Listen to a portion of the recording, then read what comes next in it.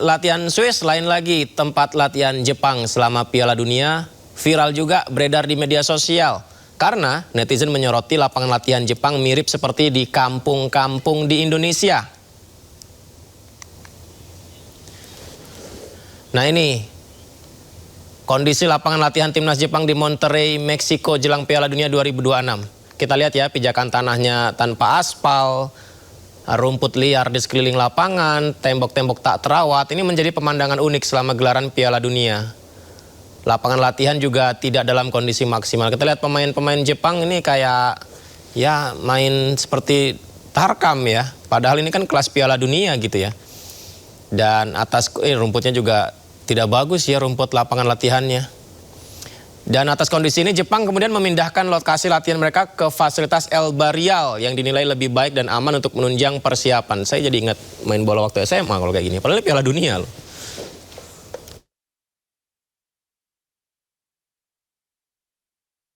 Seandainya ada Indonesia ya, mungkin Indonesia yang akan mengejutkan. Dan jelang Piala Dunia 2026, FIFA resmi mengeluarkan aturan baru dalam pertandingan Piala Dunia tahun ini. Salah satunya waktu maksimal lemparan ke dalam, ini hanya 5 detik saja, tidak boleh lebih.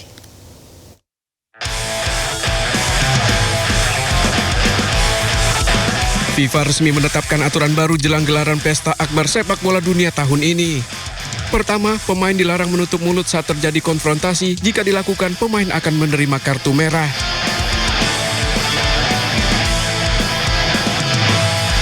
Kedua, pemain dilarang meninggalkan lapangan. Pemain yang meninggalkan lapangan karena protes keputusan wasit juga akan mendapat kartu merah.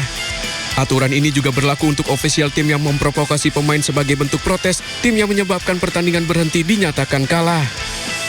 Ketiga, batas waktu lemparan ke dalam dan tendangan gawang hanya 5 detik. Jika melebihi batas waktu, maka lemparan ke dalam akan diberikan pada tim lawan. Sementara jika tendangan gawang tidak dilakukan, maka tim lawan akan mendapat sepak pojok. Keempat, pergantian pemain batas waktunya dilakukan hanya 10 detik. Jika melewati batas waktu, pemain pengganti baru bisa masuk setelah 1 menit. Aturan ini tidak berlaku pada pemain yang diganti karena cedera. Kelima, perawatan pemain cedera. Pemain yang mengalami cedera harus meninggalkan lapangan selama 1 menit setelah pertandingan dimulai jika tim medis masuk lapangan. Aturan ini tidak berlaku bila penjaga gawang yang mengalami cedera. Keenam, cedera yang dialami penjaga gawang. Jika kiper mendapat perawatan di lapangan, pemain dari kedua tim tidak boleh meninggalkan lapangan untuk berkomunikasi dengan pelatih. Ketujuh, diberlakukannya jeda turun minum di tengah babak yang mulai dilakukan tahun ini. Jeda turun minum atau jeda hidrasi diberlakukan selama 3 menit setiap babak, sekitar menit 20 hingga menit 22. Untuk pertama kalinya dalam sejarah, gelaran turnamen Piala Dunia digelar di 3 negara. Sebanyak 16 stadion siap digunakan selama Piala Dunia 2026 berlangsung.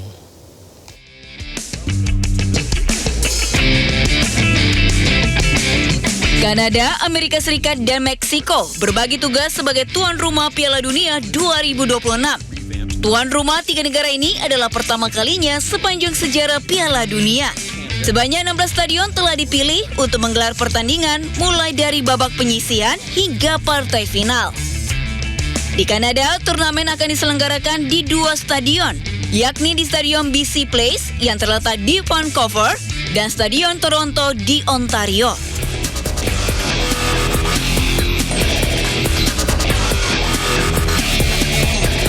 Amerika Serikat paling banyak menggelar turnamen. Sebanyak 11 stadion digunakan selama gelaran Piala Dunia. Di antaranya Stadion New York, New Jersey, Stadion Dallas yang memiliki kapasitas paling besar, serta Stadion San Francisco Bay Area. Selain itu, ada pula Stadion Miami yang biasanya digelar untuk konser-konser besar, Stadion Philadelphia, hingga Stadion Kansas City.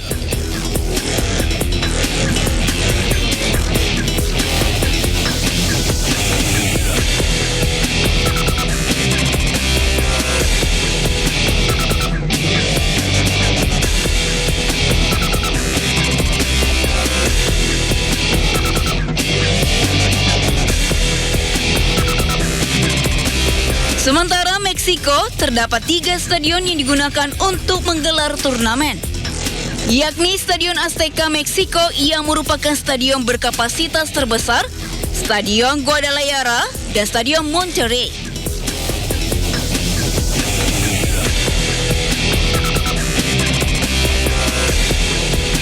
Ke-16 stadion dirancang secara spektakuler dan penuh perhitungan. Diharapkan para penonton bisa nyaman saksikan pertandingan selama turnamen berlangsung.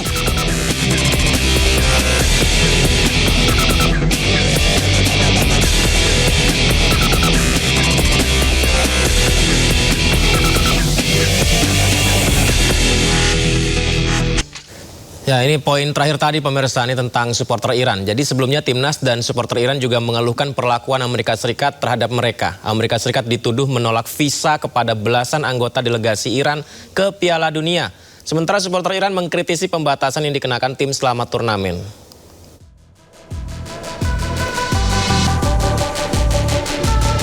Keberangkatan tim Iran dari Turki ke Meksiko dibayangi ketegangan geopolitik dan perselisihan visa. Duta Besar Iran untuk Meksiko, Abul Fazl Pasadnideh, juga menuduh Amerika Serikat menolak visa kepada 15 anggota delegasi Iran yang akan berpartisipasi dalam Piala Dunia 2026.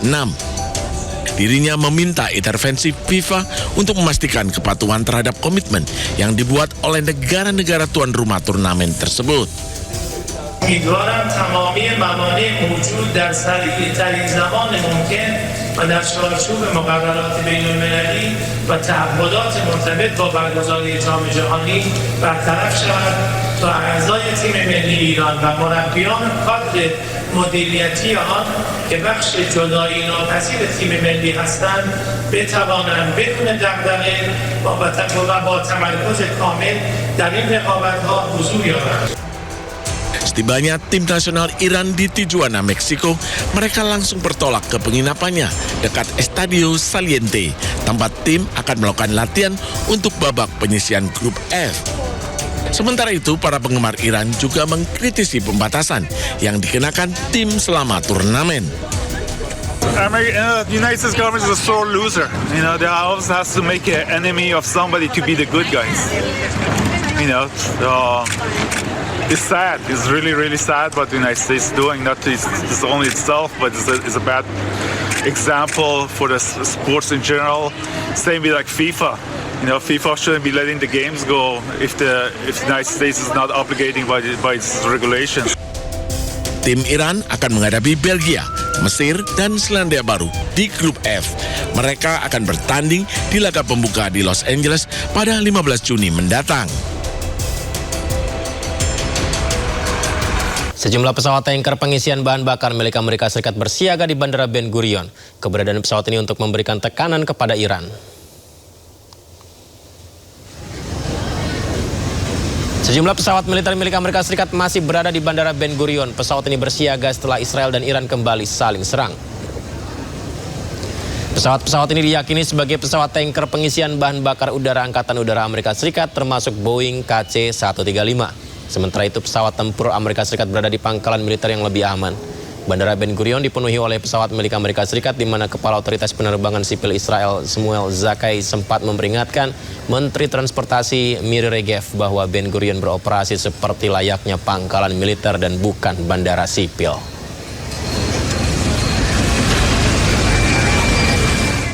Ya, kembali memanasnya Iran dengan Israel mulai berdampak pada aktivitas sipil. Antrian panjang memadati bandara utama Israel di Tel Aviv setelah sejumlah maskapai membatalkan penerbangan menyusul saling serang rudal yang mengguncang kawasan Timur Tengah.